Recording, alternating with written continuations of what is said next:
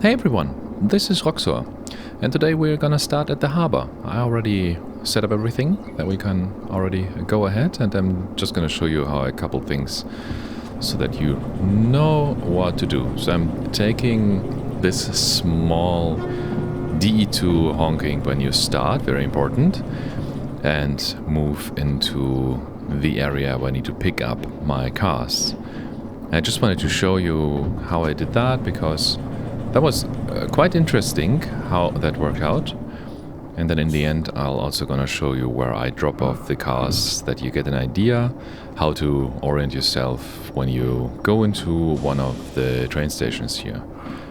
So first I'm moving about a little bit, that I am getting into the correct position here. I need to move backwards, needed to move the locomotive out of the parking spot there. Now moving backwards. Again, small tip here, don't use that lever too much so that you don't have wheel slip. And again, very important, if you move backwards, always honk. If you move forwards, also use the horn, always use the horn. It's the best feature on the whole darn train.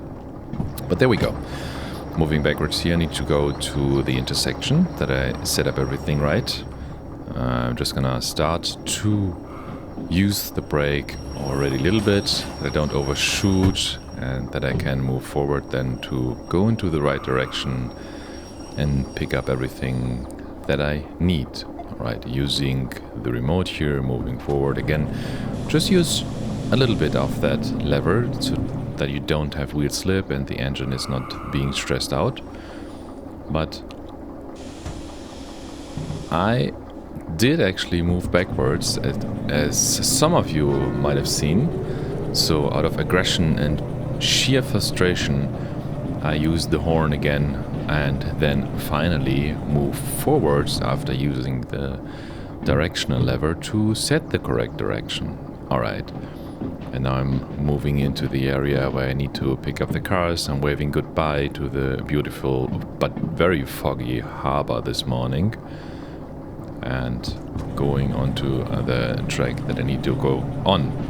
Now the idea here is that I want to move through the whole station because I want to have my locomotive facing forward when I go to my destination, because the fan for the motor is actually on front. In this simulation, if you would connect the cars to the front of this locomotive and then, so to speak, drive backwards, that would lead probably to overheating. So I want to go forward and I don't want to overheat, because usually that's a very bad idea to overheat and then set things on fire.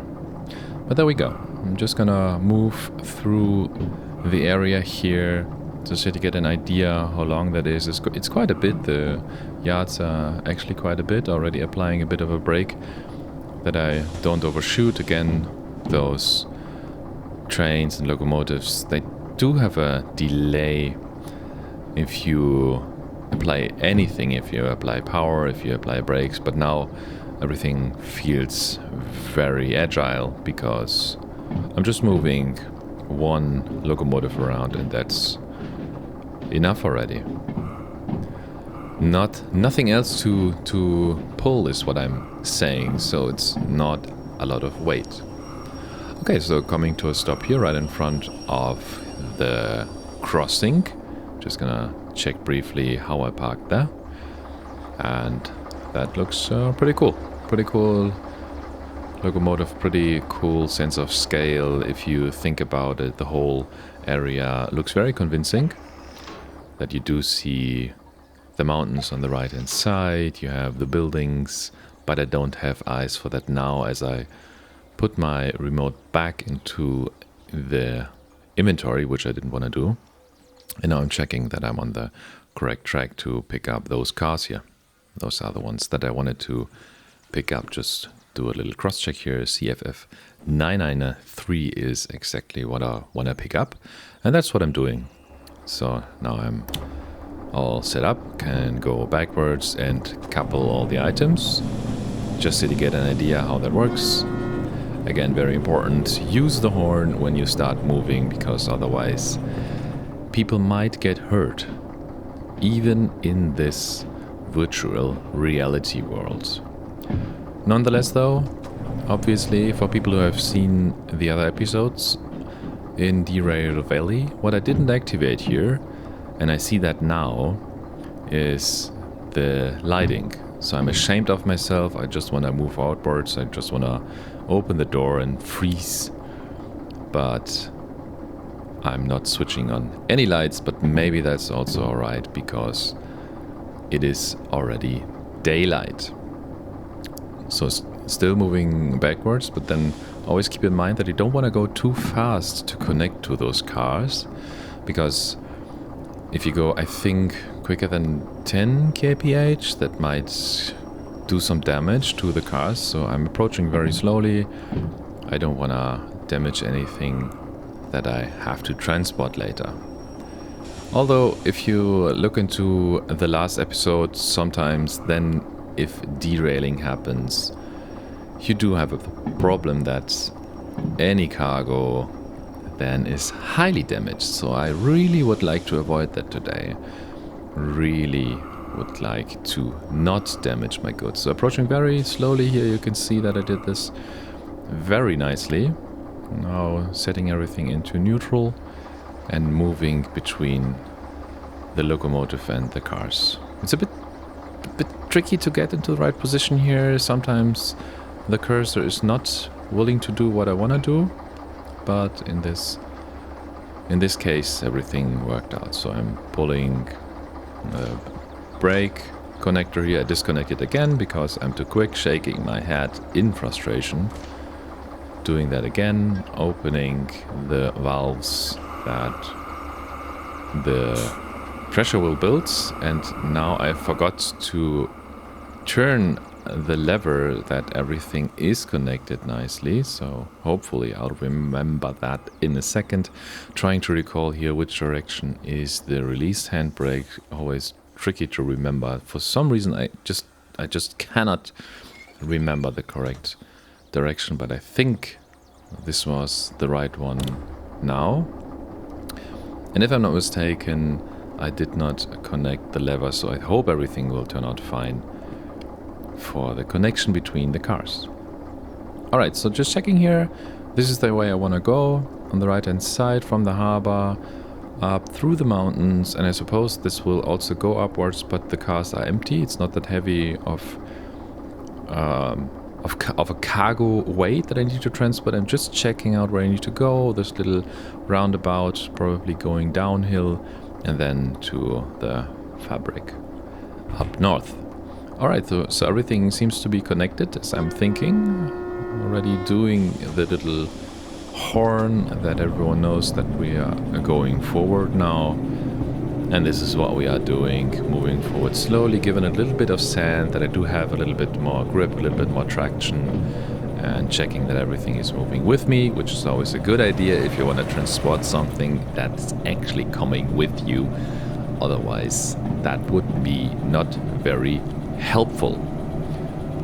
So I'm just exiting this, yep, a few little honkies whilst I'm exiting this train yard. I'm just trying out if the forward and the backward motion on that trigger is always doing the honk, and is always doing the honk, so we are ready to go. Now, coming into a very interesting area here. This is going downhill, so I need to be more aware of the speed that I'm using, and also of the intersections that are coming up. So everything here is set up nicely. Need to go to the left hand side, take away a little bit of power, because on the left hand side it says 40, nothing more, no more speed than 40, and you can hear that I push the engine a little bit so that I stay on time, honk the horn, because obviously there is an intersection here. And I wanted to show you this because you can hear this now. Briefly, there was the sound that happens before you actually derail. So this I don't know how to describe that. This wheel on track sound is what is actually giving you audio warning that you might be a little bit too quick, and I might have been a little bit too quick there. But now I am trying to set everything up not only with the power lever but also with the brakes. So in this area of the map you need to use the brakes a little bit more if you use the track that I'm using. And now I learned a bit from the last episodes. I'm setting up already the information charts where I need to go, and I'm checking now the orientation on the compass, how I need to approach things. Check now again that I need to go to D21 and look into the big ledger where the area for D is. See that on the left hand side here, and I see that I'm gonna be approaching from the north. Very nice scenery up here, but I don't have any eyes for that. I concentrate on the ledger so that I'm aware where I need to go, because we go into the night and I wanna be able to have everything set up as I need it.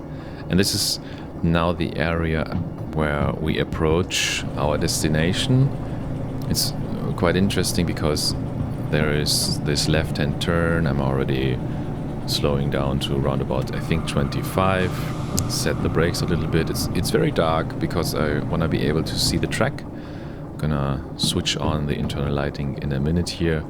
Now I'm going to the left-hand side and I'm already checking the signals. I'm checking here, as you can see, like a scanner, like one of those robots in Battlestar Galactica.